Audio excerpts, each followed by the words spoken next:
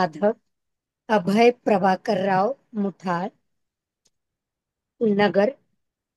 त्यांचा विषय आहे जीवनाच्या अनुषंगाने गीतेचा अभ्यास. त्यांचा परिचय करून देण्यात मलाच माझा बहुमान वाटतोय, कारण त्यांचा परिचय ऐकल्यानंतर आजचं विवेचन काय होणार याचा अंदाज तुम्ही लावू शकता. पूर्णवादाच्या गंगा ओघात गंगोत्री पासून सखोल असलेल्या सत्शिष्य वेदमूर्ती माधवराव मार्तंडराव मुठाळ यांच्या कुटुंबात ईश्वरी कृपा प्रसादाने यांचा नगर येथे जन्म झाला. वयाच्या 7व्या वर्षापासून प्रत्यक्ष जीवन सम्राट परमपूज्य रामचंद्र महाराज पारनेरकर यांचे पारनेर येथे सलग 4 वर्ष संस्कार त्यांना लाभले. संभाजीनगर पारनेर येथे विद्यासागर परमपूज्य डॉक्टर विष्णू महाराजांनी बोटाला धरून प्राप्त स्थापत्य अभियंता म्हणजे सिव्हिल इंजिनियर या शैक्षणिक पदवीला पारनेरच्या पवित्र भूमीत प्रत्यक्ष राबवून घेऊन आविष्कारित केलेली त्रिस्तरीय प्रगती त्यांची करून घेतली. त्रिस्तरीय म्हणजे त्यांची शैक्षणिक प्रगती झाली, त्यांची आध्यात्मिक प्रगती झाली आणि प्रत्यक्ष शिक्षणाचा उपयोग उपयोजित पारनेर भूमीत त्यांनी करून घेतला. त्यांचे तीर्थरूप प्रभाकरराव मुठाळ यांनी गुरु आज्ञेने श्री क्षेत्र नरसिंहवाडी येथील प्रेरणादायी गायत्री पुरच्चरण त्यांचं करून घेतलं त्यांच्या पिताश्रींनी. या सर्वांवर कळस म्हणून की काय, परमपूज्य सद्गुरूंनी त्यांच्याकडून 5 गायत्री पुरच्चरणे करून घेतली. एक पैठणला, 2 नगरला आणि नरसिंहवाडीला 2 अशी 5 गायत्री पुरच्चरणे त्यांची करून घेतली. कलियुगात आवश्यक असलेली जपसंख्या म्हणजे मला वाटतं 13 कोटी जपसंख्या जर आपण श्रीरामाची केली तर प्रत्यक्ष श्रीरामांचं दर्शन होतं. तर ही जपसंख्या नकळतपणे आणि सहज सुलभ पद्धतीने आवर्जून स्वतः व्यवस्थेत लक्ष घालून वेगवेगळ्या परिस्थितीत त्यांनी करून घेतले व शास्त्री या उपाधीने गौरवान्वित करून काळाच्या गतीशी जोडून स्थिरत्व त्यांना मिळाले. जिच्या संपूर्ण समर्पणाशिवाय या उपाधीपर्यंत पोहोचणे केवळ अशक्यच होते, अशी त्यांची जीवन संगिनी म्हणजेच अर्धांगिनी सौ अरुंधती हिचे त्यांच्या जीवनातील स्थान हाही एक सद्गुरूंचाच आशीर्वाद असे ते मानतात. आणि जिथे नारीचा सन्मान केला जातो तिथे संपूर्ण खूप चांगलंच असतं. त्यांचं म्हणणं असं आहे की एका धुलीकणाला ध्रुव पदापर्यंत पोहोचवणाऱ्या सद्गुरू विष्णूंचा त्यांचा कृपा आशीर्वादाचाच हा परिचय आहे. हा परिचय त्यांचा नाहीच, त्याचं श्रेय ते संपूर्ण सद्गुरू श्री विष्णू महाराज यांनाच देतात. बघा आता असा त्यांचा परिचय आहे आणि त्यांचा विषय आहे जीवनाच्या अनुषंगाने गीतेचा अभ्यास. म्हणजे त्यांनी गीता संपूर्ण जीवनात लागू केलेली आहे, उपभोगली आहे आणि गीतेनुसारच ते जीवन जगतायत. असे आपले आध्यात्मिक गुरुच आपण म्हणूया तर अभय प्रभाकरराव मुठाळ यांना मी विनंती करते की त्यांनी त्यांचे विवेचन सत्र सुरू करावे. अगदी ताई, खूप सुंदर श्रीराम. सांगितलं ताई दादांबद्दल. आणि खूप. दादा म्हणजे सगळ्यांचेच लाडके आहेत, विशेष म्हणजे हो. खूपच छान परिचय. अग- म्हणजे मला तर हा परिचय करून देताना माझाच बहुमान वाटतोय. अग- इतक्याच म्हणजे अध्यात्मात इतक्या वरच्या पातळीला पोहोचलेल्या व्यक्तींचा माझ्यासारख्या क्षुद्र व्यक्तीने परिचय करून द्यावा हे माझं भाग्यच. जय श्री कृष्ण दादा. तसे आपण स- आपलं तसे जय सगळ्यांना परिचित आहेत अभयदादा. आता माझा आवाज हो. होय. ग्रुपमध्ये सगळ्यांनाच परिचित असलेले आपले अभयदादा आज होय. परत विवेचन करणार आहेत. सर्वांनी अवश्य या. पण धन्यवाद. आवाज येतोय माझा व्यवस्थित? हो हो हो. हो हो येतोय येतोय. प्रार्थनेने आपण सुरुवात करूयात. हो. वसुदेवसुतं देवं कंसचाणूरमर्दनं देवकी परमानन्दं कृष्णं वन्दे जगद्गुरुं श्रीकृष्णं वन्दे जगद्गुरुम् वागर्थाविव सम्पृक्तौ वागर्थप्रतिपत्तये जगतः पितरौ वन्दे पार्वती परमेश्वरौ गणेशप्रिया योगिराजा समर्था महातापसी पूर्णवादप्रणेता तया पावना पौर्णिमा पूर्णचंद्रा नमस्कार माझा सद्गुरु रामचंद्रा धाव धाव रे दयाळा सच्चिदानंदा विश्वमंगळा तुझिया कृपेचा सोहळा दाखवी मज सोडवी अधर्म हातीचा स्वाधीन करी धर्माच्या जेथे तुझ्या पायाचा वियोग नाही ज्ञान प्रकाश बुद्धिसी भक्ती उल्हास अंतरासी यमदमडाग देहासी शुद्ध भावया माझी ये वैखरी बसावे धर्म कीर्तन करावे प्रवचने साहित्य रंगावे सभे माझी म्यूट झालं का? जो अज्ञानी जडजीव वक्तृत्वाची नेणे सोय माझ्या अंतरीचा भाव कळो सकळा जरी विषय अत्यंत गहन ज्ञानेश्वरे केला सुगम तरी सद्गुरु कृपे वीण बुद्धिकुंठे आता एवढेची वरदान द्यावे जी सेवका लागोन जेणे हा जनता जनार्दन तोषेलगा आता श्रोत्यांची विनवणी करीतसे डोई ठेवोनी चरणी मी बालक तुम्हाला गोनी सांभाळावे आता द्यावे जी अवधान तुमच्या भक्तीने मी बोलेन कृपा करोनी सावधान व्हावे देवा सद्गुरु रामचंद्र महाराज की जय सद्गुरुनाथ विष्णु महाराज की जय माऊली श्री ज्ञानेश्वर महाराज की जय गोपाल कृष्ण भगवान की जय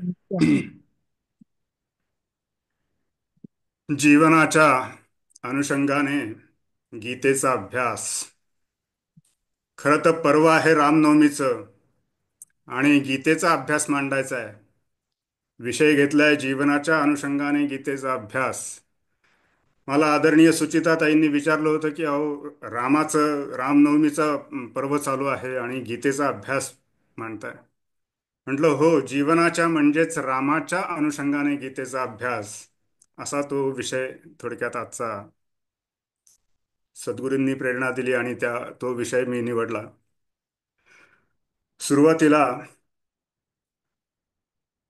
मातृ देवतेला पितृदेवतेला वंदन करतो मातृदेवो भव पितृदेवो भव आचार्य देवो भव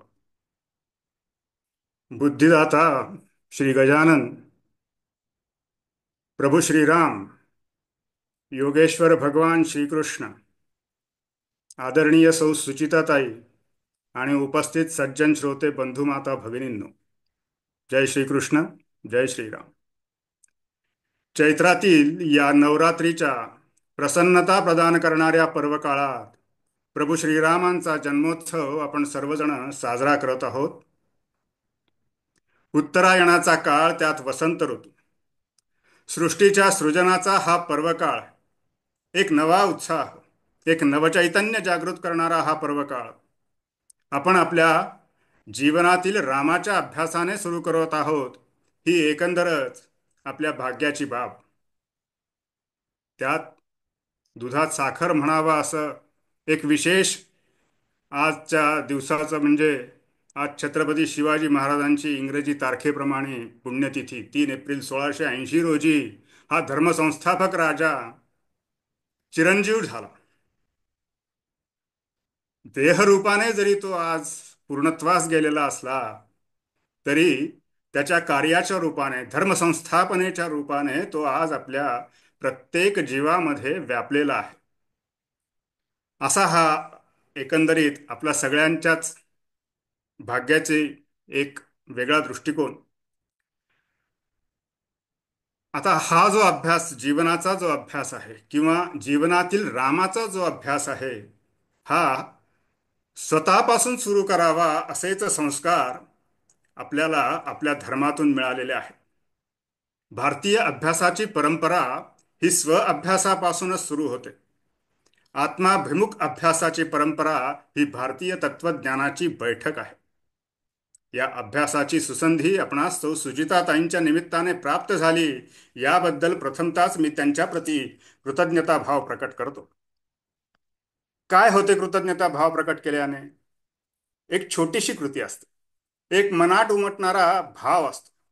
असे अनेक सहस्त्र भाव आपल्या ठिकाणी उद्भवत असतात. त्या सर्व भावांचे पुष्प, भावपुष्प, सहस्र दल असलेले कमलपुष्प हे भगवंतांच्या त्या निसर्गाच्या चरणी अर्पण करण्याने आपल्याच जीवनाविषयी आस्था निर्माण होते. आपल्याच ठिकाणी त्रिविधतेने वसणाऱ्या मी भावाचा विकास होतो, समतोल निर्माण होतो. आपल्या ठिकाणी अतिरिक्ततेने वसणाऱ्या रज व तमगुणांचा समतोल सत्वभावाबरोबर होतो. आपल्या ठिकाणी वसणाऱ्या ह्या गुणांचा समतोल साधला गेल्याने आपसुकच गीतेतील योग साधला जातो. पण हे सारे केव्हा? तर आपल्या संस्कृतीत वसणारे, आपल्या हृदयात वसणारे श्रीराम श्रीकृष्ण ही प्रतीके यांचा नीट अभ्यास आपल्या ठिकाणी असेल तर. नित्य सवयीत असणारी गोष्ट आपल्या हातून नकळत होत असते.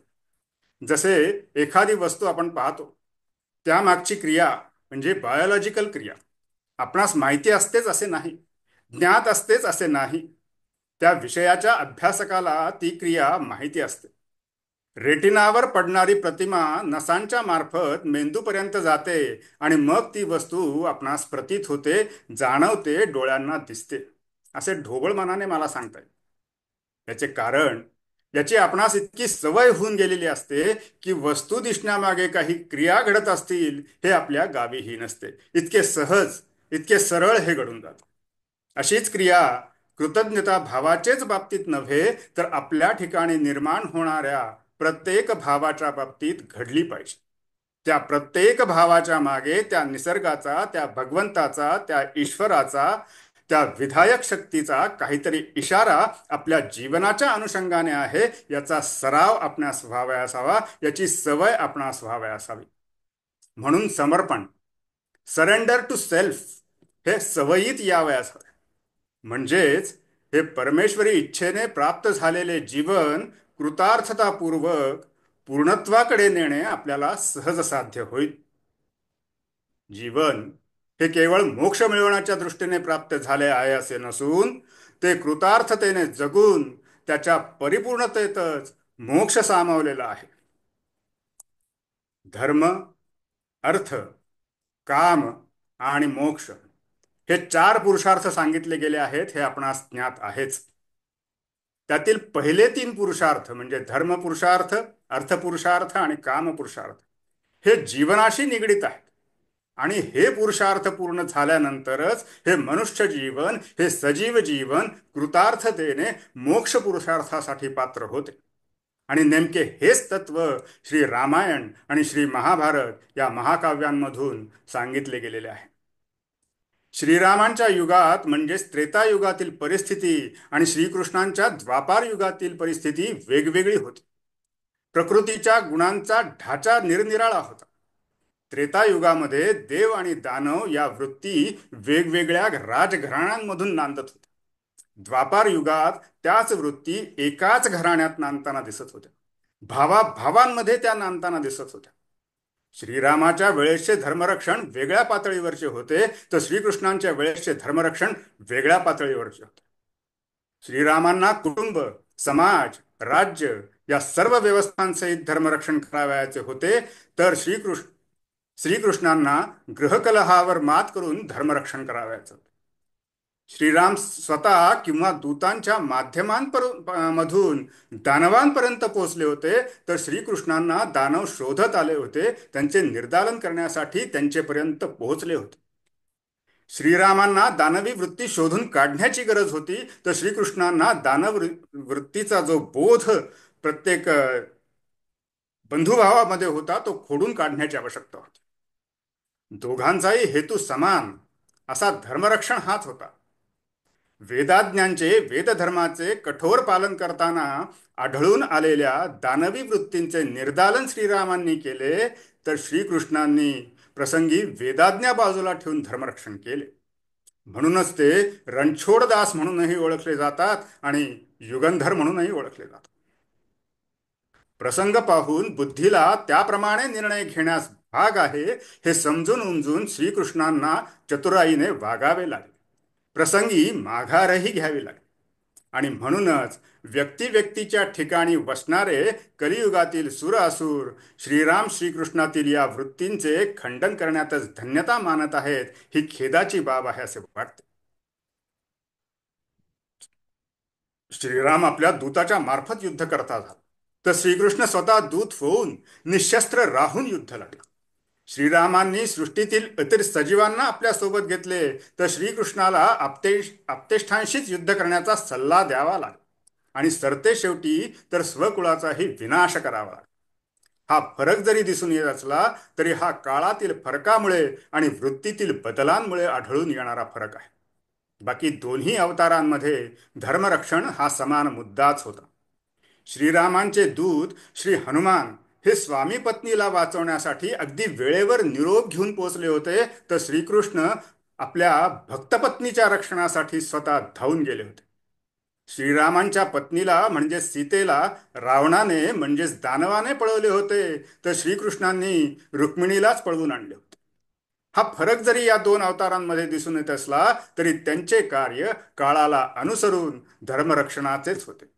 जे तत्व मर्यादा पुरुषोत्तम प्रभू श्रीराम त्यांच्या जीवनातून जगले, तेच तत्व श्रीकृष्ण अवतारात भगवद्गीतेतून योगेश्वर श्रीकृष्णांनी सांगितले. आणि म्हणूनच जोपर्यंत जीवनात प्रभू श्रीराम येत नाही, तोपर्यंत श्रीकृष्णांची भगवद्गीता समजून घेणेही अवघड वाटते. जीवनातला राम जो आहे तो हाच. हा रामच नसेल तर जीवनात काही रामच उरला नाही असे खुशाल समजावे. जी आत्मबंधने, इंद्रिय बंधने भगवद्गीतेत सांगितली आहेत, ती बंधने प्रभू श्रीरामांनी स्वतः जगून दाखवलेले आहेत. शमोदमस्तप शौचम क्षांतिरार्जवमेव च ज्ञानम विज्ञानमास्तिक्यम ब्रह्मकर्म स्वभावच. ही सर्व लक्षणे प्रभू श्रीरामांच्या आचरणातूनच तर गीतेत आली आहेत असे म्हणण्यास प्रभू श्रीरामांच्या चरित्राच्या अभ्यासांती लक्षात येऊ शकते. निदान मला तरी असे वाटते. आधी केले मग सांगितले हेच यातून सिद्ध होत नाही काय? आधी शहाणपणाचा हा विचार ज्याला तत्वज्ञान म्हटले जाते, तो मर्यादा पुरुषोत्तम प्रभू श्रीरामांच्या अवतारातून जगून दाखवला आणि योगेश्वर भगवान श्रीकृष्णांच्या अवतारात तो सांगितला गेला. यातून आपण आता या कलियुगामध्ये काय शिकायचे, ही बाब आपल्या जीवनाच्या दृष्टीने महत्वाची आहे. द्वापार युगामध्ये जो देवदानवाचा भाव होता तो एका कुळात भावंडांमध्ये होता. आता कलियुगात मात्र देव आणि दानव भाव एकाच शरीरात वसतो आहे. म्हणजेच गरज आहे ती अंतर्मुख होण्याची. तूच तुझ्या जीवनाचा शिल्पकार असे जे सर्व संत मंडळी सांगतात ते काही उगाच नाही, द्रष्टेपणाचे लक्षण आहे. प्रभू श्रीरामांच्या काळातला रावण, योगेश्वर श्रीकृष्णांच्या काळातले कंस, दुर्योधनादी दानवी वृत्ती आता तुझ्या प्रत्यक्ष देहात येऊन बसल्या आहेत. त्या ओळख, वेळीच सावध हो. हेतुपुरस्सर अशा दानवी वृत्तींना पराजित कर. प्रभुत्वाने अशा वृत्तींना पराजयाचे तोंड दाखव. हतबल होऊ नकोस. अर्थाचे अनर्थ काढून नसलेल्या बुद्धिमत्तेचे प्रदर्शन करू नकोस. सत्सद विवेक बुद्धी जागृत ठेव. साक्षेपाने जीवन कंठण्याचा प्रयत्न कर. विहित कर्मे टाळू नकोस. दृष्टिकोन व्यापक कर. जाती धर्माचे चाललेले ओंगळवाणे राजकारण वेळीच ओळख. तुझ्यातील देवत्वाला ओळख, दानवत्वाला ओळख. ईश्वर ही कायम टिकून राहणारी विधायक शक्ती आहे. विज्ञानाच्या भूताने भारावून जाऊ नकोस.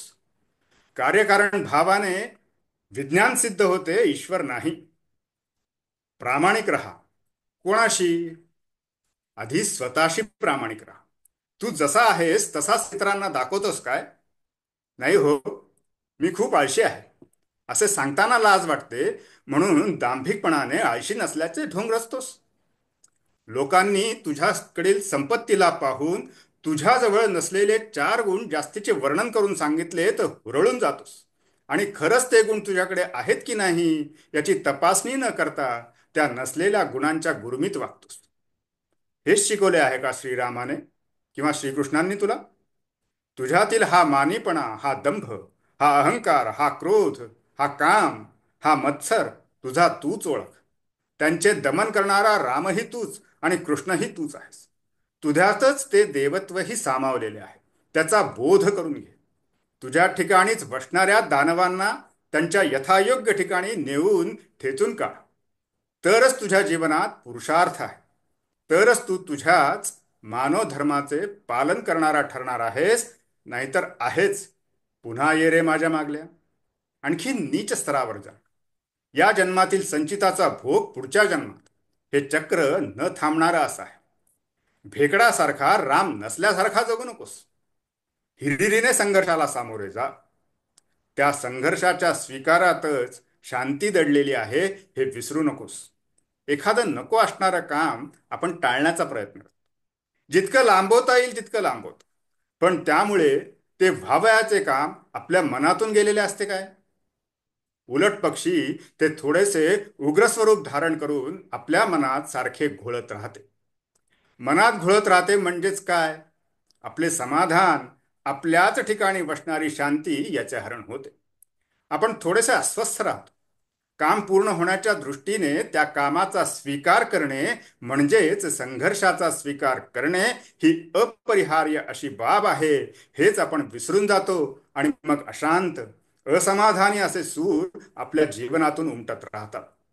थोडक्यात संघर्षाच्या स्वीकारातच शांतीचा अनुभव दडलेला आहे ही बाब अधोरेखित होते. हे जितक्या लवकर आपल्या लक्षात येईल तितका राम आपल्या जीवनात भरला जाईल. या जीवनामध्ये राम निर्माण व्हावा, या जीवनात राम यावा म्हणून मला कोणकोणत्या गुणांची कास धरावयास हवी याचा विचार करू जाता असे लक्षात येऊ शकते की माझे ठिकाणी जीवनाचे प्रेम असावयास हवे. नियमितपणे चिंतन माझेकडून घडले पाहिजे. सतत प्रयत्नशील मला राहावयास हवे. सदोदित मला जागृत राहावयास हवे. साक्षेपी राहावयास हवे. झोपेचा म्हणजेच थोडक्यात आळसाचा कंटाळा माझ्या ठिकाणी निर्माण व्हावयास हवा. माझ्या ठिकाणी बसणाऱ्या अज्ञानाची लाज मला वाटली पाहिजे. यात अज्ञान म्हणजे काय याचा सखोल अभ्यास ज्ञानेश्वरीमध्ये माऊली ज्ञानेश्वरांनी 13व्या अध्यायात मांडलेला आहे. ज्ञानाची जी 18 लक्षणे 13व्या अध्यायात भगवंतांनी म्हणतो आहे मी, श्रीकृष्णांनी नाही. भगवान उवाच असाच उल्लेख भगवद्गीतेत आहे. श्रीकृष्ण उवाच असा नाही. ही बाब आजच्या विवेचनाच्या दृष्टीने अधोरेखित करण्यासारखी आहे. असो, त्या 18 लक्षणांचा अभ्यास किंवा त्यासाठीची उतावीळ, ती लक्षणे प्राप्त करून घेण्याचा हव्यास माझ्या ठिकाणी असावा. ज्या ज्या लक्षणांचा अभ्यास किंवा विचार झालेला आहे त्यांना आपल्या आचरणात कसे आणता येईल याचा ही सराव, याची ही सवय आपणास करावयास हवी. आपल्या ठिकाणी उत्पन्न होणाऱ्या विचारांना आचरणात आणण्याचे सामर्थ्य आपल्या ठिकाणी बाणवावे लागेल.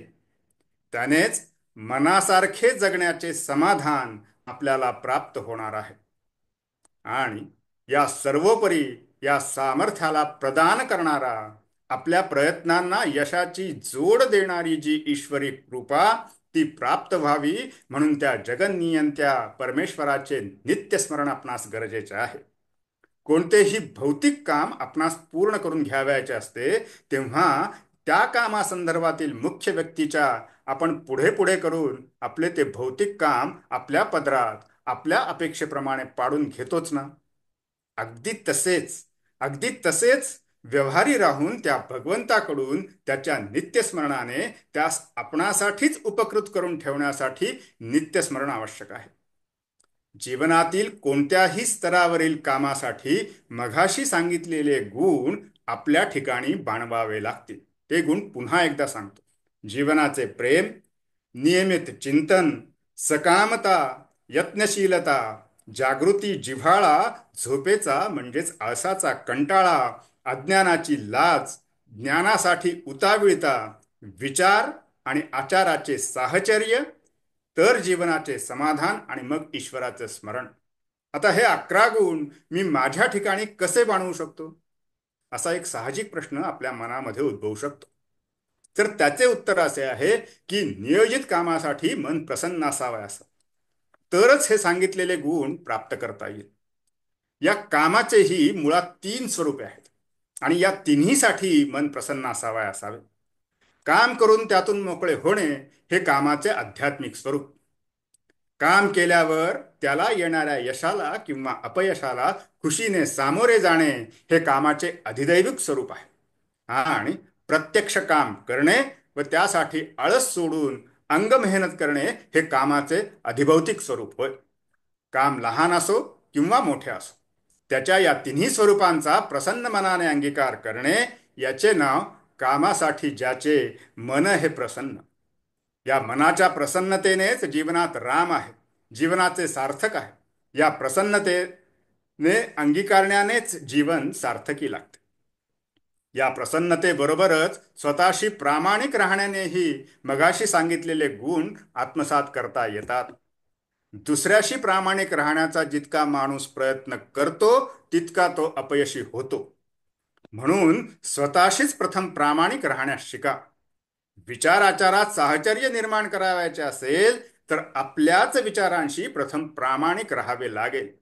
एकदा का विचाराचार्यांचे साहचर्य निर्माण झाले की आपोआप तुम्ही जगाशी प्रामाणिक होतात. प्रसंगी लोकांशी प्रामाणिक राहू नये हे तोच नेमके सांगू शकतो जो स्वतःशी प्रामाणिक आहे. पुष्कळ वेळा पटत असूनही तसे वागता येत नसल्याने किंवा वागण्याची सवय नसल्याने संधी येऊनही एखादे काम आपणास करता येत नाही.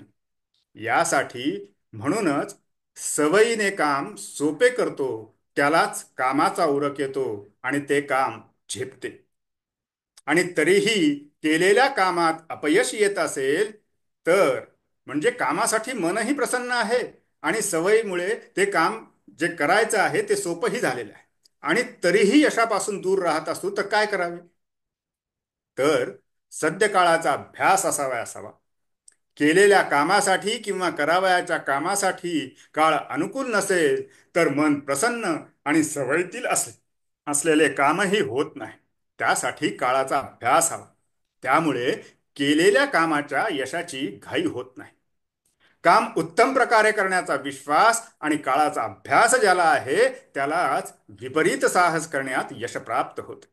परंतु एवढे करूनही सुख व समाधान प्राप्त व्हावे म्हणून ईश्वराचे स्मरण आवश्यक आहे. म्हणून देवाला स्मरून कृतज्ञतेने काम कराल तेव्हाच भाग्य तुमची वाट पाहेल. याप्रमाणे यश, सुख, समाधान प्राप्त होणे यालाच प्राकाम्य सिद्धी म्हणतात. याप्रमाणे तप केले तर प्राकाम्य सिद्धी प्राप्त होते. याने इच्छा करावी आणि भाग्य हजर होते असे होते. म्हणजेच मनासारखे जगता येणे ही जी मूळ प्रेरणा आहे ते साध्य होते. कामाचा उरक येण्यासाठी कामाला योग्य व्यवस्था लावावी लागते. कामाची योजनात्मक चिंता करणे जरुरीचे आहे. हे जो करतो त्यालाच नेटाने कामाला रीत लावता येते.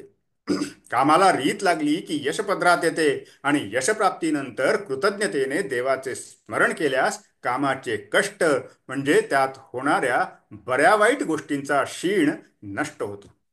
थोडक्यात, कामासाठी प्रसन्नता, स्वतःशी प्रामाणिकता, कामाचा विश्वास, काळाचा अभ्यास, कामाची रीत आणि सवय, शेवटी यश आल्यावर कृतज्ञतेने ईश्वराचे स्मरण, असा अभ्यास केल्याने मागे सांगितलेले 11 गुण प्राप्त होतात व त्याचे व्यक्तिजीवन सुखी आणि समृद्ध होते. जो प्रयत्न करतो, प्रयत्नानेच काम होते हे जो जाणतो, त्यालाच प्रयत्नांच्या मर्यादा कळतात व आपला अधिकारही कळतो. हा अधिकार विचाराने व आचाराने वाढवता येतो, हेही त्याच्या ध्यानी येते. अशा रीतीने वाढलेल्या अधिकाऱ्याने तो जी जी आकांक्षा धरतो त्याची भीड त्या देवाला पडते. देवाला त्याचे काम करावे लागते. हीच ती जीवनाची कला आहे. असे व्यक्तिमत्वेच देवाचे लाडके, आवडते होत. जीवनात माणसाचे लाडके होण्यासाठी प्रयत्न कराल तर गुलामी वृत्तीचे व्हाल आणि देवाचे आवडते लाडके होण्याचा प्रयत्न कराल तर विश्वाचे लाडके व्हाल. देवाचे लाडके होण्यासाठी माणसाचे लाडके होणे हा मार्ग नसून माणसाचे आवडते होण्यासाठी देवाचे लाडके होणे हा मार्ग आहे. यानेच तो श्रीहरी कृपा करतो. मन, बुद्धी आणि सवयी म्हणजेच वागणूक असे मानवी स्वभावाचे 3 भाग करता येतात. मनाने श्रद्धा ठेवणे, बुद्धीने विचार करणे आणि सवयीप्रमाणे वागणे प्रत्येकाला आवडते. त्यात मन आणि बुद्धी हे प्रत्येकाचे निजी घटक असतात. पण सवयीची वागणूक याचा संबंध प्राय सहजपणे इतरांशी येतो. आज माणसास विचार वा निष्ठा इतरांकरवी शिकवल्या जातात व या शिकवलेल्या विचाराप्रमाणे व सांगितलेल्या निष्ठेप्रमाणे तो वागेल असे समजण्यात येते. पण परिणामी तसे दिसत मात्र नाही. सवयी या माणसाचे वर्तणुकीस कारणीभूत ठरतात आणि या सवयी अगदी प्रारंभी अवस्थेतच लावाव्या लागतात. आपण सर्वजण भगवद्गीता संथा वर्गाला हजेरी लावलेली आहेच. या गीतेच्या श्लोकांच्या उच्चाराची संथा आपण प्रत्येकाने घेतलेली आहे. हे उच्चार शिकत असताना आपण सवयीने काही शब्द चुकीचे उच्चारत असतो. ट्रेनर आपल्याला एखादा शब्द पुन्हा पुन्हा दुरुस्त करून घेण्यास सांगतात, सराव करा म्हणतात. आपण त्यावेळेस होही म्हणतो. पण पुन्हा जर तोच शब्द आपल्या म्हणण्यात आला तर सवयीप्रमाणे आपण पुन्हा तो चुकीचाच उच्चारतो. हा अनुभव प्रत्येकाला आलाच असेल. ही एक छोटीशी बाब आहे आणि फक्त उच्चारण्याच्या दृष्टीने आहे. तर आचरण्याच्या सवयीच्या बाबतीत काय अवस्था असेल?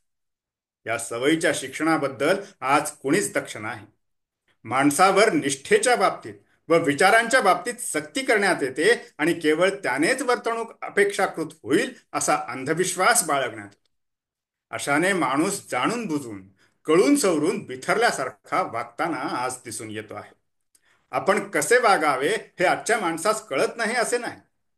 आपली वागणूक सत्याधिष्ठित असावी असे सर्वांनाच वाटतही असते.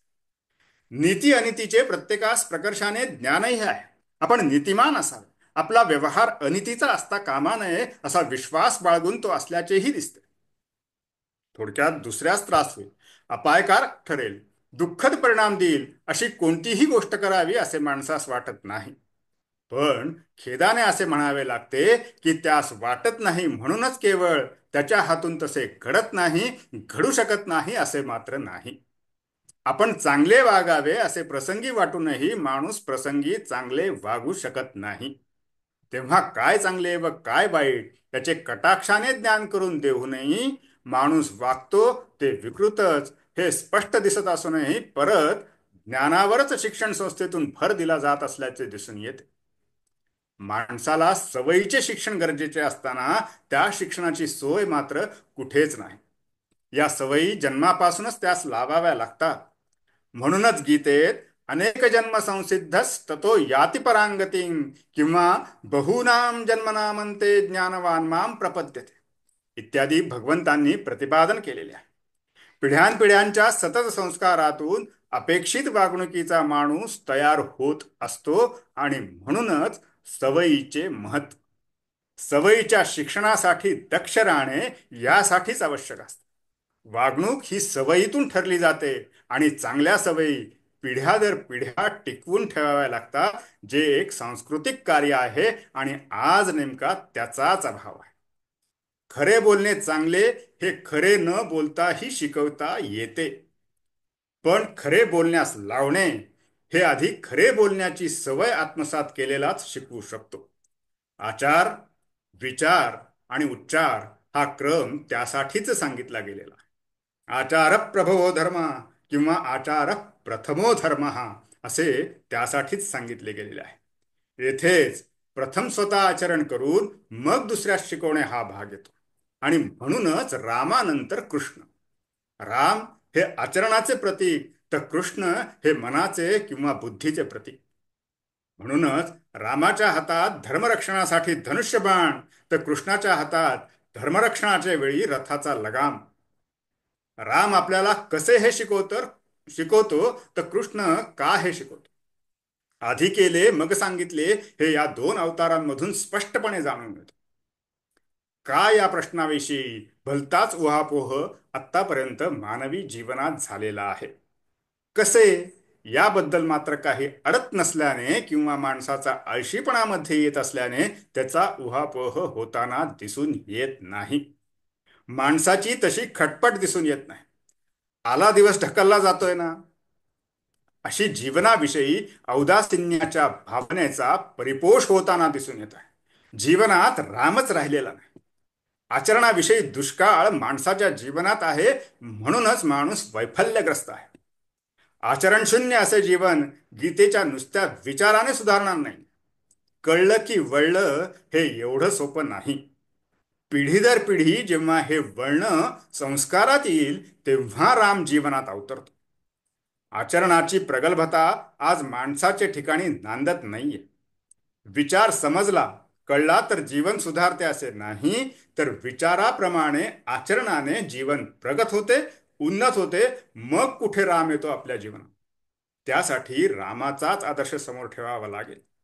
आज या सवयीच्या शिक्षणाकडेच म्हणजे आचरणाच्या शिक्षणाकडे कोणाचेही लक्ष नाही, ज्याला वळण असे म्हणतात. मग ते दुसऱ्यास लावणे त्या प्रक्रिया या दूरच. ज्ञान जसे प्रत्यक्ष सांगून देता येते, तसे हे सवयीचे शिक्षण, ज्याला शहाणपण असेही म्हणता येते, ते बहुधा अप्रत्यक्ष अशा प्रक्रियेनेच देणे शक्य आहे. अशा प्रकारालाच जुन्या भाषेत उपदेक्षण असे म्हणतात. आता याचं उदाहरण आमच्या घरात घडलेलं म्हणजे असं की वयाच्या 19व्या वर्षी वडील रोज संध्याकाळी 7 वाजता संध्याकाळची संध्या करायचे आणि त्यानंतर रामरक्षा म्हणायचे. ते वयाच्या 89 वर्षापर्यंत संध्याकाळी 7 वाजताची त्यांची ती वेळ रामरक्षा म्हणण्याची 80 वर्ष बदलली नाही. शेवटचा श्वास घेईपर्यंत त्यांची ती सवय जी आहे ती बदलली नाही वडिलांची. मग हे संस्कार आमच्यावर म्हणजे आमच्या पिढीवर आणि आमच्या पुढच्या पिढीवर नकळतपणे घडत गेले आणि माणूस घडत गेला. त्यांच्या ठिकाणी समजा आमच्या वडिलांच्या ठिकाणी समजा काही दुर्गुण असतीलही, त्या दुर्गुणाचा निराश आमच्या पिढीमध्ये उतरला की त्या दुर्गुणाच्या विरहित आमचा जन्म झाला आणि आमच्यामधल्या दुर्गुणांचा विरहित पुढच्या पिढीचा जन्म होतो. ह्याला वळण म्हणतात. आणि हे उपदेक्षणाने होते. वडिलांनी आम्हाला रामरक्षा म्हणून असा कधीही आग्रह केला नाही, पण ते रोज संध्याकाळी म्हणतायत. आमची आपोआप पाठ झाली आणि संध्याकाळी 7 वाजले की आमच्या मनामध्ये आपोआप रामरक्षा सुरू होते. आम्ही कुठेही असो, आम्ही नोकरीच्या ठिकाणी असो, व्यवसायाच्या ठिकाणी असो, आणखीन कुठे परगावी गेलेलो असो किंवा दुसऱ्या कुठल्या गावी असो, 7 वाजता आमच्या मनामध्ये आमच्या डोक्यामध्ये राम रामेती रामेती रमे रामे मनोरमे हे सुरू होतं. ह्याला उपदेक्षण म्हणतात. अशा प्रकारालाच जुन्या भाषेत उपदेक्षण असे म्हणतात. उपदेक्षन्ति ते ज्ञानं ज्ञानेन तत्वदर्शिना असे भगवंतांनी गीतेत जे म्हटले आहे ते हेच उपदेक्षण. जसे व्यक्तीच्या ठिकाणी करावे लागते तसे संपूर्ण समाजाच्या ठिकाणीही करावे लागते. या मार्गाची आज पुसटशी जाणीवही दिसून येत नाही. सांगितले की लोक आपले वर्तन बदलतील असा भोळा भाव दिसून येतो. व असल्या भोळ्या भावासच ते बुद्धिनिष्ठा म्हणतात. या प्रकाराने त्यांना पाहिजे तसे समाजाचे चित्र दिसत नाही, तेव्हा वैफल्यग्रस्त झालेले दिसतात. त्यांची भाषा अगतिकतेची बनते. कोणतीही विद्या ही स्वयमेव अनर्थकारी नसते, पण ती जर अनधिकारी अशा व्यक्तीच्या हातात पडली तर तिचा उपयोग अयोग्य असा होऊ शकतो. हा योग्यायोग्यतेचा अधिकार तपाने मिळवावा लागतो. विद्यासंपन्नतेसाठीचे जे तप आहे ते एक तप, आणि तिचा अधिकार मिळवण्यासाठीचे तप हे भिन्न प्रकारचे, भिन्न स्वरूपाचे असते. पहिल्या स्वरूपाचे तप हे वस्तुनिष्ठ, तर दुसऱ्याचे स्वरूप हे आत्मनिष्ठ असते. उपयोग आपण आपल्या मर्जीनुसार करू शकतो. यात उपयोग आणि दुरुपयोग हे दोन्हीही संभवतात. येथेच उपयोगाकरता अधिकार लागतो असे म्हणतात त्याचा प्रश्न उत्पन्न झाला. या अधिकार प्राप्तीसाठी जो विवेक लागतो त्याची निर्मिती कष्टप्रद अशी बाब आहे. भावनेच्या भरात प्राप्त विद्येचा अनाठायी उपयोग करण्याचा मोह माणसास होणे सहज शक्य आहे. प्राप्त विद्येबरोबर स्वतःच्या विकारांवर ताबा ठेवता येण्याचे शिक्षण घेण्याची क्षमता आजमावून मग ती विद्या त्या शिष्याला पूर्वी दिली जायची. आणि म्हणूनच गुरु द्रोणाचार्यांनी एकलव्याचा अंगठा गुरुदक्षिणा म्हणून मागितला.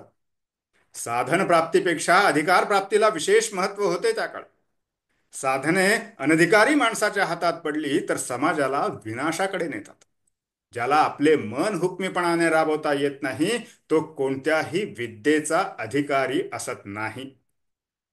अध्यात्मज्ञान म्हणजे मीचे त्रिकाणात्मक ज्ञान. आता वेगळा विषय आहे. आध्यात्मिक मी आणि अधिभौतिक मी आणि अधिदैविक मी अशा तीन प्रकारचा मीचा अनुभव आपण आपल्या ठिकाणी प्रत्यही घेत असतो. पहिल्यास अधिदैविक, दुसऱ्यास आध्यात्मिक व तिसऱ्यास अधिभौतिक अशी जुनी नावे आहेत. पाश्चिमात्य तत्वज्ञानात याला युनिव्हर्सल इगो, सेल्फ आणि पर्सनॅलिटी अशी नावे दिलेली आहेत.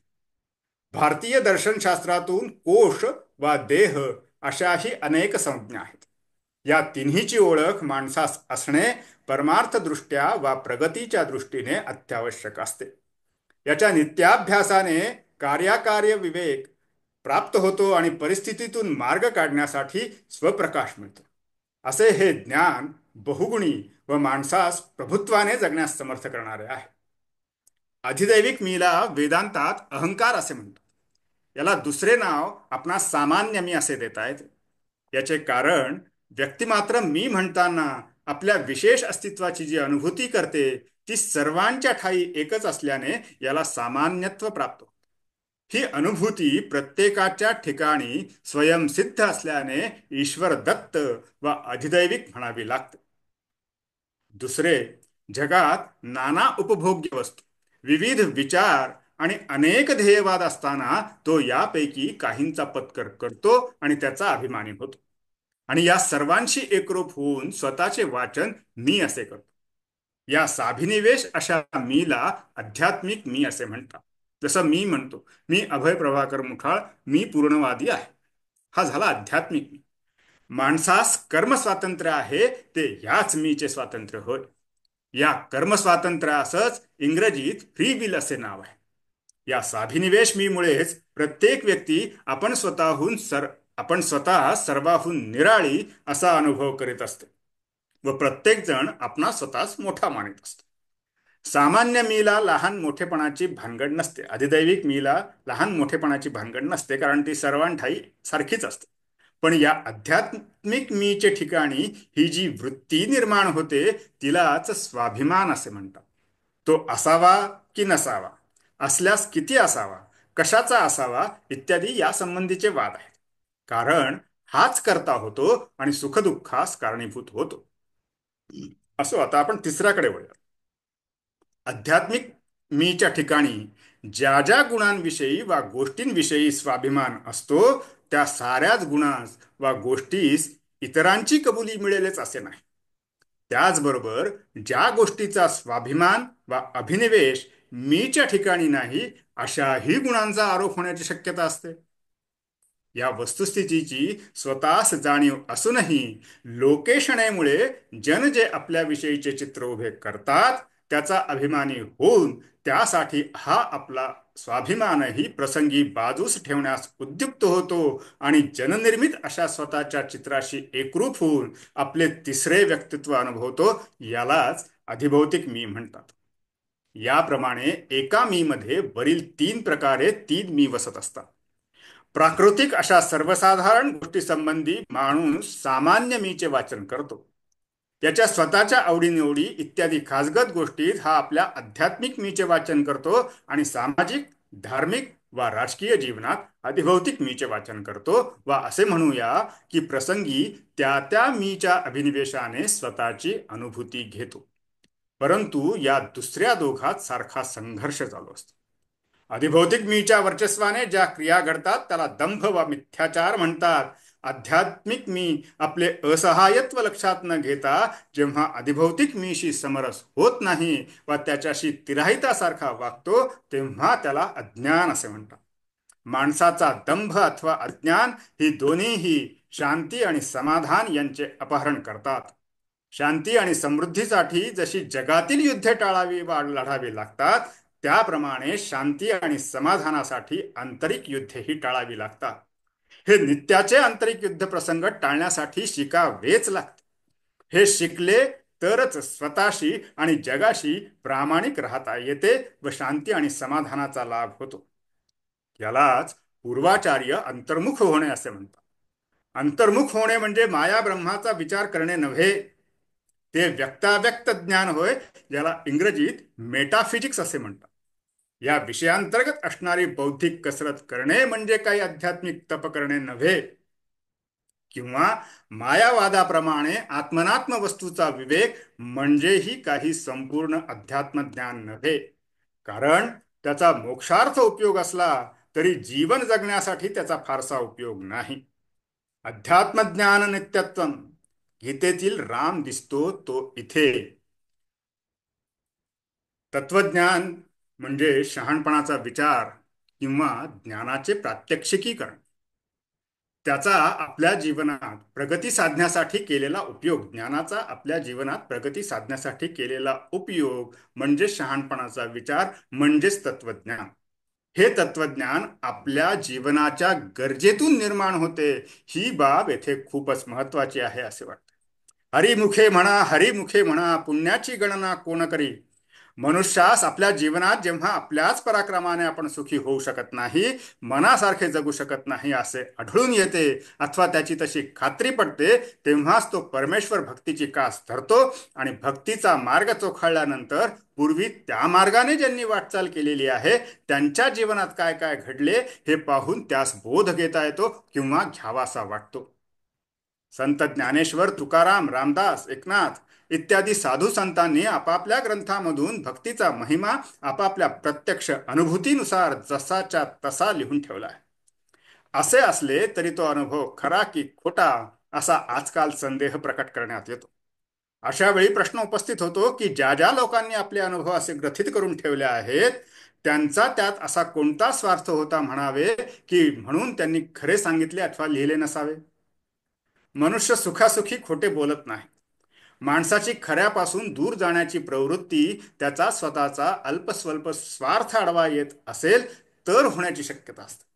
हा सिद्धांत जर सर्वसामान्य व्यवहारास लागू आहे तर संतांना ज्या लोकांचा उद्धार करावयाचा होता, लोककल्याण साधावयाचे होते आणि तेही निरपेक्षपणे करावयाचे, त्यात त्यांचा प्रात्यक्षिक असा स्वार्थ काहीच नव्हता. अशांनी अगदी कळवळून जर तो मार्ग सांगितला असेल, उपदेशिला असेल, तर त्यांनी खोटे सांगितले असे कसे म्हणावे. याशिवाय त्यांचे ऐकून जे जे त्या मार्गाने गेले त्यांचे भलेच झाले, निदान वाईट काही झाले नाही असे आपण पाहतो. तेव्हा यावरूनही तो मार्ग खोटा असे कसे म्हणता येईल. यावर असा प्रश्न उपस्थित होतो की भक्तीच्या मार्गाने जाऊन परमेश्वर प्राप्तीचा, जीवनातील यशाचा जो आनंद त्यांना झाला तो लोकांना सांगण्याचे प्रयोजन काय. ही गोष्ट वास्तविक अगदी साधी आणि सहज आहे. एखादी नवीन साडी घेतली, एखादा नवीन दागिना घेतला की तुम्हाला कधी एकदा ते मैत्रिणीला किंवा दाखवते असं होऊन जातं. ही तर जीवनाचं तत्वज्ञान ह्यांना सापडलेलं होतं. जीवनाचं एक मोठं स्वरूप त्यांच्या लक्षात आलं होतं संतांना. त्याच्यामुळे ही गोष्ट वास्तविक अगदी साधी आणि सहज. कारण जर आपण एखादी अभिनव गोष्ट सहजच ऐकली वा पाहिली आणि त्यापासून आपणास आनंद झाला, आल्हाद वाटला, सुख झाले, तर आपल्या बरोबर असलेल्यांना ती गोष्ट आपण तात्काळ दाखवतो. तसे केल्या वाचून सामान्य माणसासही राहत, कारण आपल्या आनंदात इतर आपले मित्र वा आप्तेष्ट यांनीही सहभागी व्हावे अशी आपली इच्छा असते. अशी जर संसार करणाऱ्या माझ्यासारख्या सर्वसामान्य माणसाच्या जीवनाची कथा आणि मानसिक अवस्था असेल, तर लोककल्याण आणि लोकांचे सुख हेच ज्यांच्या समोर सतत असते, अशा सत्पुरुषांना एका विशिष्ट मार्गाने जाऊन तो मार्ग निश्चित आहे असा निर्वाळा देता येतो. तो आनंद ज्यांनी स्वतः उपभोगलेला असतो, अशांनी जीव तोडून तो मार्ग आपल्या भोवतालच्या इतरांना सांगितला, दाखवला, उपदेशला, तर त्यात नवलते काय? जगत असता आपल्या जीवनात महत्वाचे काय आहे याबद्दल विचार केला असता त्यास असे आढळून येईल की आपले जीवन जे आपणास सहजासहजी मिळालेले आहे त्यापेक्षा अधिक मोलाचे या जगात दुसरे काही नाही. या जगातील कोणतीही वस्तू माणसास आपल्या प्रयत्नाने मिळवता येण्यासारखी आहे. अधिभौतिक जगातील अधिभौतिक वस्तूच नव्हे, तर परलोकात प्राप्त होणारा मोक्ष हा देखील एक पुरुषार्थच आहे, अर्थात प्रयत्न साध्य आहे. पण मानवी जीवनाचे मात्र तसे नाही. थोडासा विचार करता असे आढळून येईल की मनुष्यास असे काहीच करता येत नाही की ज्यामुळे त्यास हवा तसा, हवा तेथे हटकून जन्म घेता यावा किंवा मिळावा. अर्थात मनुष्याचे जीवन हा काही त्याच्या पुरुषार्थाचा विषय होऊ शकत नाही. ही गोष्ट त्याच्या शक्ती बाहेरची आहे.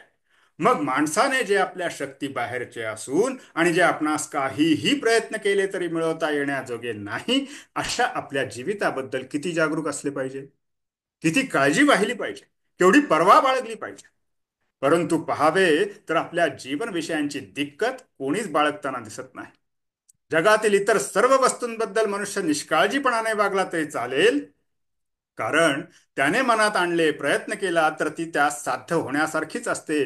परंतु जीवन ही वस्तू मात्र तशी नाही. अर्थात इतर सर्व वस्तूंची दिवाळखोरी पत्करेल, परंतु जीवन विषयाची दिवाळखोरी मुळीच परवडणार नाही.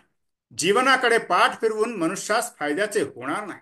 देवाच्या कृपेने त्यास हे जीवन मिळालेले आहे, त्याचा साक्षेपाने जगून त्याने जास्तीत जास्त उपयोग करून घेतला पाहिजे, विन्मुख होता कामा नये.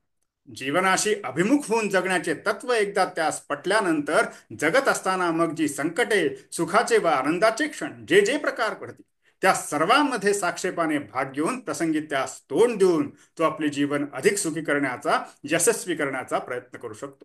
ज्यास आपल्या जीवनाची कदर नाही त्यास या गोष्टीची गरज नाही. परंतु ज्याने आपल्या जीवनाचे मोल ओळखले आहे त्यास हा मार्ग महत्वाचा वाटणे साहजिक आणि योग्य आहे. आपल्या जीवनाबद्दल उदासीन वृत्ती ठेवणे म्हणजेच मरण येत नाही म्हणून जगण्यासारखे आहे. अशांचे जगणे आणि मरणे सारखेच. त्यांच्या जगण्यानेही फायदा नाही आणि मरण्यानेही कोणाचा तोटा नाही. तेव्हा माणसाने आपल्या जीविताची अशी अवस्था होऊ देऊ नये. यासाठी संतांनी आपल्या ग्रंथात वर उद्धृत केलेला हरिमुखे म्हणा असा उपदेश केलेला आहे. जगता जगताच म्हणजे जगण्याचा आनंद उपभोगीत असताना माणसाने अशा निर्णयास यावे की आपण आता खूप जगलो, मनसोक्त जगलो, अमक्या तमक्यासाठी जगावयाचे असे काहीच राहिलेले नाही. आणि नेमका हाच अनुभव सर्व संतांनी आपल्या जीवनात साक्षेपाने जगून आणि ईश्वराची उपासना करून घेतला. आणि म्हणूनच आपल्यासारखाच इतरांनाही तसा अनुभव घेता यावा या सदहेतूने त्यांनी तो तसाच्या तसाच आपल्या ग्रंथांमधून नमूद करून ठेवला आहे. मानवी जीवनातच हे साध्य होऊ शकणारे असल्याने मानवी जीवनाचे महत्व म्हणून प्रत्येकाने ते लक्षात ठेवावे. हेच ते तत्वज्ञानार्थ दर्शनम नाही का? हाच तो गीतेतला राम नाही काय?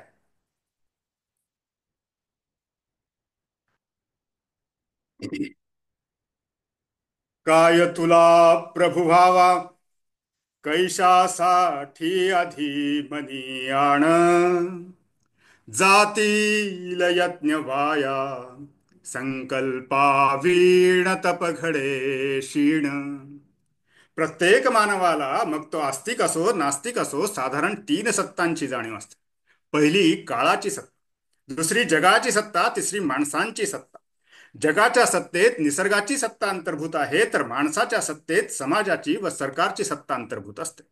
पण उपासकाला जेव्हा देवकृपेची अनुभूती येऊ लागते तेव्हा त्याला या 3 सत्ताहून निराळ्या पण यांच्यावर प्रभुत्व असणाऱ्या अशा ईश्वरी सत्तेचीही नव्याने जाणीव होऊ लागते.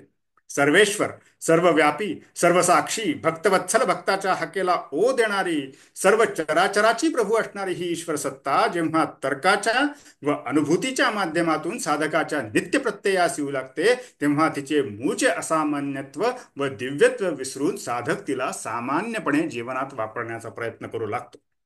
तो हे विसरतो की काळाचा अभ्यास आणि कामाचा विश्वास याने जरी काळाच्या सत्तेवर मात करता येत असली, विज्ञानाने निसर्गावर, जगावर जरी प्रभुत्व गाजवता येत असले, सामान्य सदाचाराने व प्रेमाने वागून जरी माणसे आपलीशी करता येत असली, तरी ईश्वर सत्ता ही सुरुवातीस तरी अशा तऱ्हेच्या कोणत्याही सामान्य पद्धतीने वापरता येत नाही. ज्या कार्यासाठी, ज्या संकल्पासाठी ईश्वरी सत्तेला आवाहन केले असेल, त्याच संकल्पासाठी, कार्यासाठी ती वापरता येते. म्हणून ईश्वर तुला कशासाठी हवा आहे हे प्रथमतः चित्तात दृढ हवे. त्याचा निश्चित असा विचार तुझ्या ठिकाणी हवा. तो केलेला संकल्प सतत स्मरणात हवा. कारण जर मुळात काही संकल्पच नसेल किंवा दृढसंकल्पाचे योग्य स्मरण नसेल, तर प्रभू कृपेसाठी केलेले सर्व प्रयत्न वाया तर जातीलच, पण त्या प्रयत्नापायी घडलेले तप शिणास आणि कष्टासच कारणीभूत. संकल्पाविण केलेली ईश्वराराधना व उपासना कष्टासच कारणीभूत होते. हे पक्के लक्षात असावे. काय तुला प्रभु व्हावा, तो संसारा करू न दे जाण, भक्त तुकारामाचे ठाऊक नाही तरी तुला वचन. कित्येक वेळा आपल्या संसारात वारंवार येणाऱ्या आपत्तींमुळे व अपयशामुळे माणसास असे वाटू लागते की आपण संसार करावा अशी देवाची इच्छा दिसत नाही. तेव्हा आता संसार सोडून परमार्थ करावा व मोक्ष मिळवावा हे उत्तम. परंतु येथे तो हे विसरतो की संसार जमत नाही म्हणून सोडणे केव्हाही योग्य नाही. संसार जमत नाही तर परमार्थ तरी जमेल याची काय शाश्वती. कित्येक वेळा आपल्या अज्ञानाने, चुकीच्या प्रयत्नांनी व अवगुणाने येणाऱ्या अपयशांना आपण देवाची इच्छा समजण्याची घोडचूक करतो व देव संसार करू देत नाही असे म्हणतो. तसेच संसार करणे म्हणजे आपल्याच कुटुंबाचे भरण पोषण करणे एवढाच मर्यादित अर्थ घेतो. व एखाद्या व्यक्तीची पत्नी किंवा पती अचानक सोडून गेली किंवा ते निपुत्रिक राहिले तर त्यांचा संसार योग्य झाला नाही किंवा त्याला आता संसार राहिला नाही असे समजतो. वास्तविक संसार करणे म्हणजे ईश्वराने दिलेल्या कर्मस्वातंत्र्याचा योग्य वापर करून स्वतःचे ऐहिक जीवन सुखाने व समाधानाने जगणे आणि त्याचबरोबर पुढील पिढीचे जीवन सुखी व समृद्ध होण्यासाठी त्यांना संस्कारित करणे, त्यासाठी प्रयत्नशील राहणे होय. हा संसार सुखाने व मनाप्रमाणे होण्यासाठी देवाची गरज लागते आणि म्हणून देव भजायचा असतो. देवाच्या कृपेने माणूस आपला सर्व संसार सुखमय व आनंदमय करू शकतो. भक्त तुकारामांप्रमाणे ईश्वर प्राप्तीसाठी म्हणून जर तुला देवदेव करावे असे वाटत असेल, तर तो संसारा करू न दे जाण हे त्या भक्तश्रेष्ठाचे वचन तुला कदाचित माहीत नसावे. देवासाठीच, देवप्राप्तीसाठीच जर तू परमार्थ मार्गाचा अवलंब केला असशील तर तो भक्ताला संसारापासून परावृत्त करतो, त्याचा संसार उद्ध्वस्त करतो. संत तुकारामांचा या दृष्टीने अभंग आहे. देवभक्ता लागी करू नेदी संसार, अंगे वहिवाट करो निठे. भाग्य द्यावे तरी अंगी भरे ताठा, म्हणून करंटा करो निठे. स्त्री द्यावी गुणवंती, नसती गुंते आशा, या लागी कर्कशा पाठीला. तुका म्हणे मज प्रचिती आली देवा, आणिक या लोका काय सांग. तेव्हा देवाकरता देवदेव करायचा असेल तर या अभंगात सांगितल्याप्रमाणे स्वप्रचितीचे तुकारामांचे जे सांगणे आहे त्याकरता तयार असले पाहिजे. ती माझ्यासारख्या सामान्यांची नसते. तेव्हा देव आपणास कशासाठी हवा आहे याचा विचार पक्का आवश्यक आहे. तेव्हा हे तुकारामांचे वचन माहिती करून न घेता देव संसार करू देत नाही या भूमिकेतून अधिभौतिक जीवनाकडे संपूर्ण दुर्लक्ष करून देवाची उपासना करू पाहाल तर देव तुम्हाला भेटणार तर नाहीच, पण तुमचे सारे जीवन कष्टात व दुःखात जाईल. ईश्वरदत्त हे जे जीवन आपल्याला प्राप्त झाले आहे त्यात तू काय प्रगतीस असत? तू ईश्वराचा कोणता गुण प्राप्त केला आहे? ईश्वराचे जे 6 गुण सांगितले गेलेले आहेत, यशस्वी, औदार्य, ज्ञान, वैराग्य, ऐश्वर्य, यापैकी कोणत्या गुणाची तू उत्तम रीतीने तुझ्या ठिकाणी वाढ केली आहेस याचे आत्मपरीक्षण कर.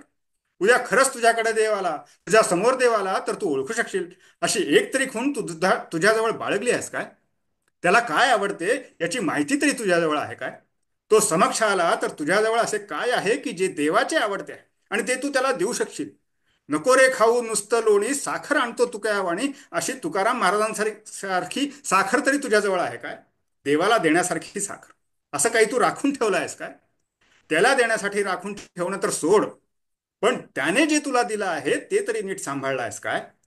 फुकट मिळालं आहे, दिवसेंदिवस मनसोक्त वागून स्वैर वागून कसंही खर्च करून शेवटी शिल्लक काहीच नाही म्हणून रडत बसायचं. हीच तुला मिळालेल्या जीवनाच्या जहागिरीची तू वासलात लावली आहेस. शरीराचे आरोग्य नाही, मनाचा स्थिरपणा नाही, की बुद्धीची विवेकाशी जोड नाही. हे ईश्वरदत्त वतनही तुला नीट सांभाळता आले काय? खरंच मना सज्जना, मना सज्ज आहेस ना? त्याला तयार केलंय कधी त्या मनाला, की मनासारखे जगायचे म्हणजे स्वैर जगायचे? मनात कोणत्या बाबी याव्यास हव्या, ज्या पूर्णत्वास जातील त्या, की फक्त इमले बांधण्यापुरते? असं मनाला कधी वळण लावलंयस काय?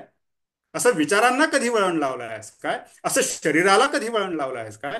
यासाठी कधी ईश्वराची प्रार्थना केली आहेस काय? काय मागतो आहोत आपण देवाकडे, ईश्वराकडे? याचा अभ्यास आपला आपलाच असला पाहिजे. आत्मपरीक्षणाचा मार्ग म्हणूनच पूर्वीच्या विचारवंतांनी मांडून ठेवलेला आहे.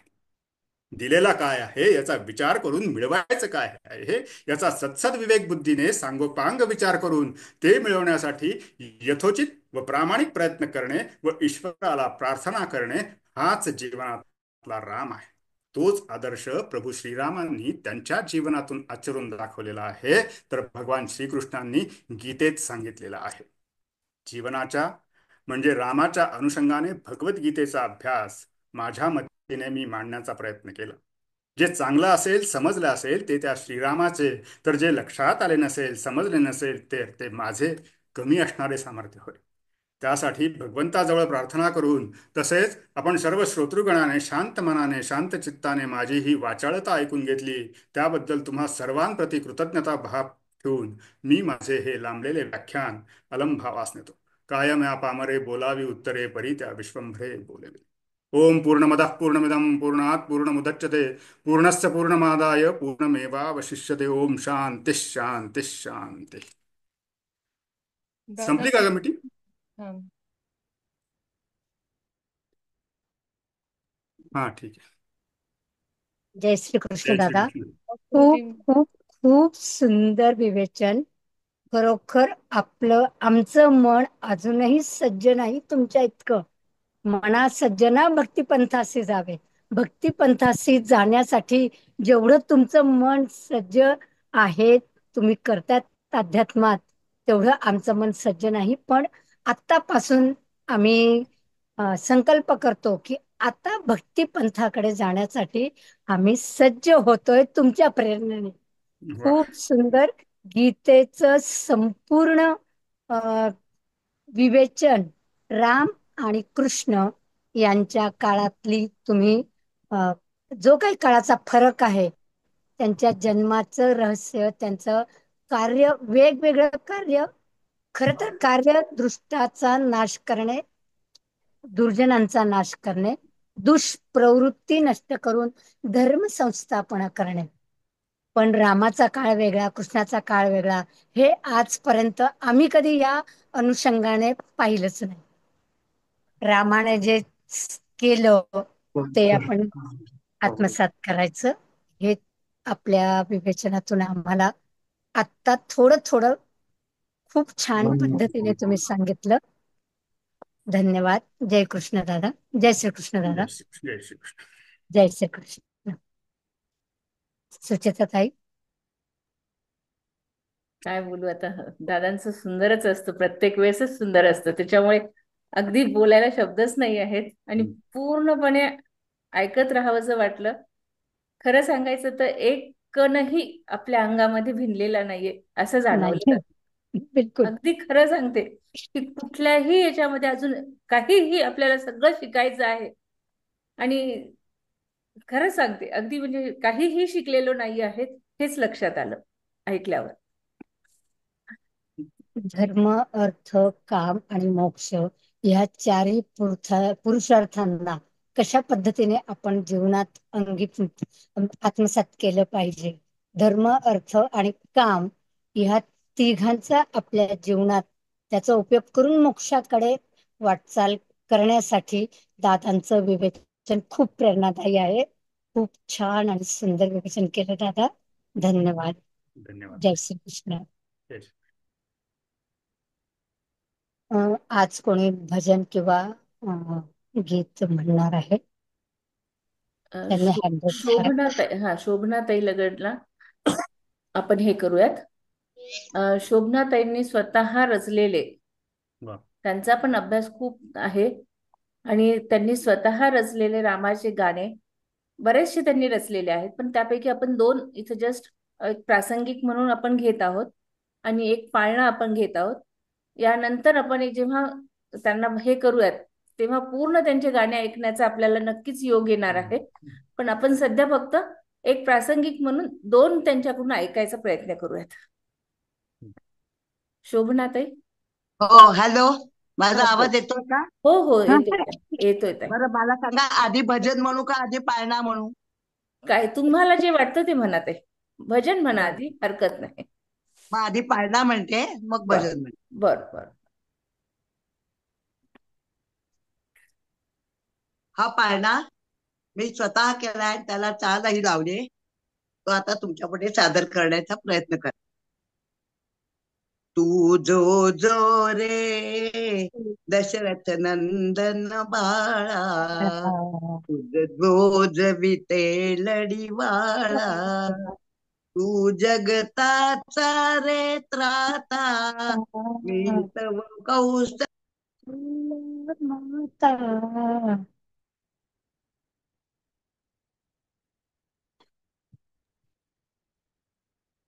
शोभनाताई तुम्ही म्यूट झालेला आहात. झाल्यात.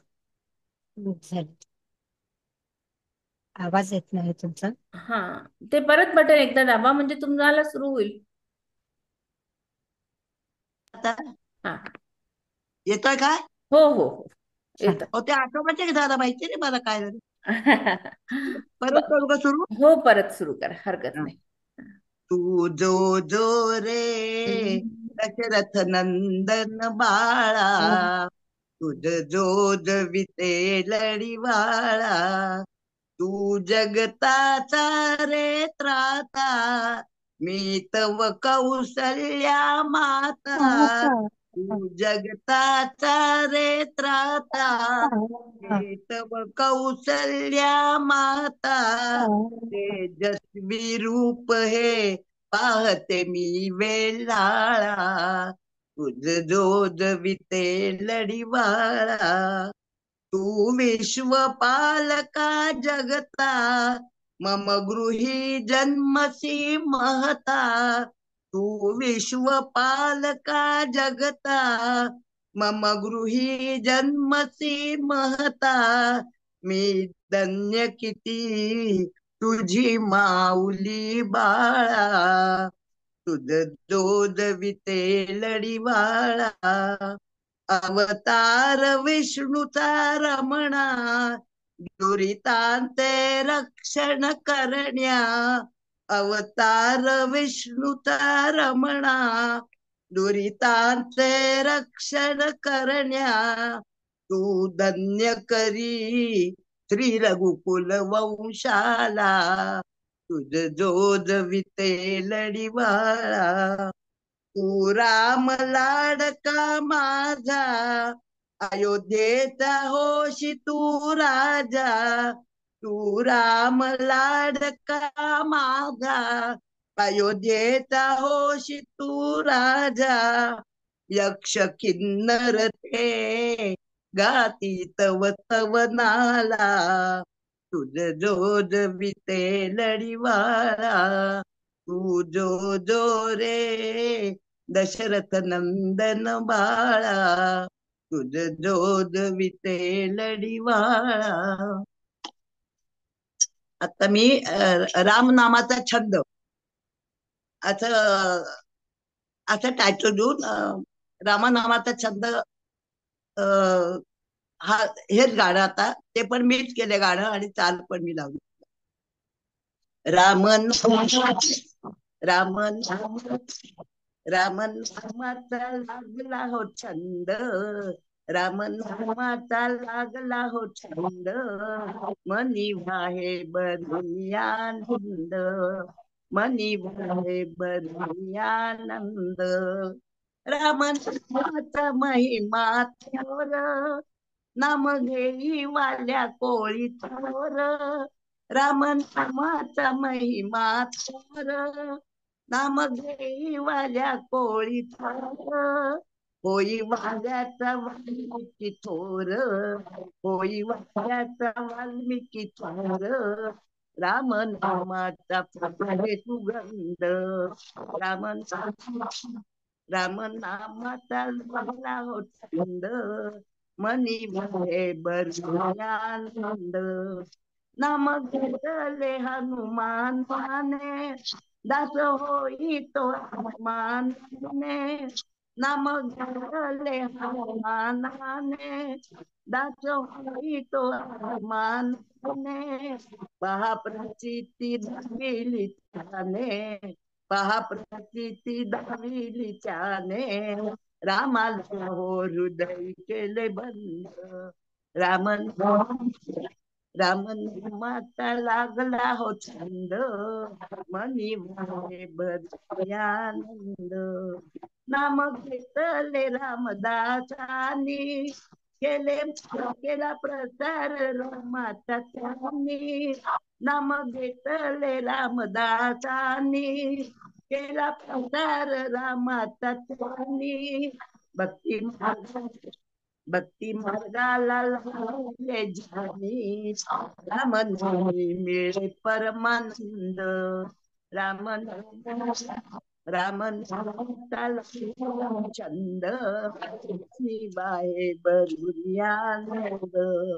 राम नामाविना नाही सोय, नाही जीवानी चरण पाय. राम नामाविना नाही सोय, नाही जीवनी चरण पाय.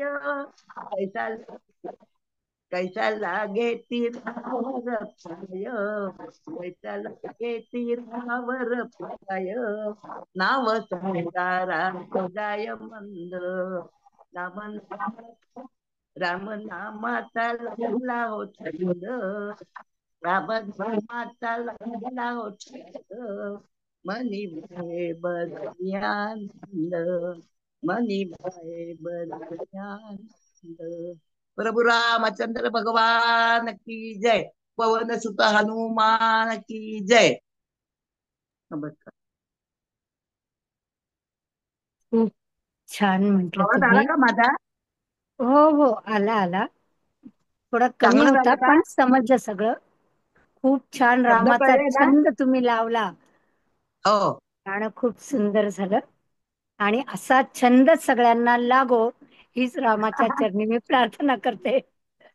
हे सुचिताताई. मला आवड आहे ना गाणी लिहायची, ताली लावायच्या. अच्छा. आणि आवड. तुम्ही स्वतः रचलंय ना? हो हो, स्वतः दोन्ही गाणी मी स्वतः रचली आणि चाली खूप पण मीच छान. लावली. खूप खूप छान. असा छंद सगळ्यांना लागू दे. हो. खूप आता आणखी सुंदर. कोणी म्हणते? ताई त्याबद्दल खूप खूप धन्यवाद. ताईंचं वय जय पाहता श्रीकृष्णताई. त्यांना आजही एवढी हे आहे, इच्छा आहे. आणि त्यांचं जे प्राबल्य जर बघितलं पूर्णपणे अगदी, तर खरंच हो मी नतमस्तक होते. खरं सांगायचं झालं तर जेव्हा हो ताईंशी बोलले मी, शोभना ताईंशी, बरोबर. तेव्हा त्यांचे गुण बघितले. अतिशय एक एक पेक्षा म्हणलं म्हणजे स्वतः कवी आहेत, त्याच्यानंतर स्वतः लेखन करतात पूर्णपणे, आणि हा बरेचशी त्यांनी गाणे लिहिलेली आहेत. आपण एक हा. दिवस नक्कीच त्यांच्या पूर्ण गाण्यांचा प्रोग्राम करूयात. नक्कीच बर बर. ऐकूयात त्यांची, ताईंची गाणी नक्कीच आपण हो, ऐकूयात. डायरीत आहे गाणी, पण मला असं वाटतं आपण ती सादर केली तर सगळ्यांच्या कानावर जाईल. डायरीतलं कोण वाचणार मला सांगा. नाही नाही, नक्कीच नक्कीच. म्हणून मी पुस्तक छापायच्या फंडात नाही पडले. मी असाच कार्यक्रमात सादर करते सगळीकडे. हो हो हो, नक्कीच ताई. खूप खूप धन्यवाद. तुम्ही मला संधी दिली. ही रामाची कृपा, स्वामींची कृपा, हे म्हणून मला संधी मिळाली. नाही नाही कृपा आहे, नक्कीच आहे ताई. हो, ते तर आहे. वसुधा ताई काहीतरी बोलत होत्या. एक मिनिट, वसुधा ताई देशपांडे, तुम्ही. हा, वसुधा ताई, एक मिनिट बोलणार होत्या काहीतरी. बर बर बर. हा, हा वसुधा नाही ताई, एवढंच सांगायचं होतं की वय विचारात घेता उत्साह खूप दांडगा वाटतो त्यांचा. आम्ही तेच सांगितलं की वय हो. जेव्हा बघितलं त्यांचं ताईंचं आणि त्यांचा जो उत्साह बघितला ना, तो हा हा. खरंच वाखाणण्यासारखा आहे. आणि रामाच्या कवितेतले शब्द सुद्धा अभ्यासपूर्ण कडवे आहेत सगळे त्यांचे. बरोबर आहे. उगाच रलट जोडलेला नाहीये. आणि नाही नाही गळा अजूनही बराच आहे, कारण त्यांचं वय जवळजवळ 75च्या जवळपास नाही आहे. नाही, जास्त आहे ताई, जवळपास 78 80च्या वर वगैरे. आहेत त्या ताई. तो 78. हा, 78 वर्षाचा. हा, हो कारण मागे त्या भारुडाच्या वेळेस सांगितलं होतं त्यांनी. हो हो हो. हो हो मीच केलं होतं भारुड. हम्म. हो हो मीच हो. केलं आणि आम्ही नव्हतं. तुमचा नंबरही काढला होता पहिला. केलं. हा, दादर केलं. पहिला नंबरच्या आहात तुम्ही. अहो, आणि आणि सगळ्याच काय नाही, बाबतीत पहिला नंबर दिसतोय तुमचा, कोणाचा एवढं नशिबाचा सांगायचं. पण भाग असतो, हो हो मनापासून भक्त असते. हो ते सगळं भजन शिकवत होते मी, त्यामुळे हो. थोडं बरोबर. मला कला थोडी आहे तेवढी थोडीफार. छान आता छान, ठीक काय आहे. वयोमानाने आवाजाला थोडा वर ताण पडतो आवाजात, दुसरं काही नाही. नाही, ते बाकी वय तर आम्ही जाणतोच तुमचं, पण हो वय लक्षात घेता हा उत्साह खूपच दांडगा वाटतो तुमचा. हो हो. तसं आहे. धन्यवाद. हो, हो हो. ठीक. धन्यवाद सगळ्यांना, धन्यवाद. धन्यवाद. आपण अजून एक गाणं ऐकूयात फक्त आणि मग इथेच थांबूयात. हो अ, हो. हा, लताताईंना इच्छा आहे खूप गाणं एकदा बनायचंय म्हणून. एक गाणं आपण त्यांच्याकडून ऐकूयात. गाणं म्हणू की पाळणा म्हणत आहे? हा, म्हणा म्हणा, पाळणा म्हणा ते. गाणं म्हणते मग नंतर पाळणा म्हणते मग. म्हणा, कुठला पण एखादं म्हणा. हा, एकच करतो. पाळणा म्हणा, हरकत आवाज नाही येतो? ना. हा.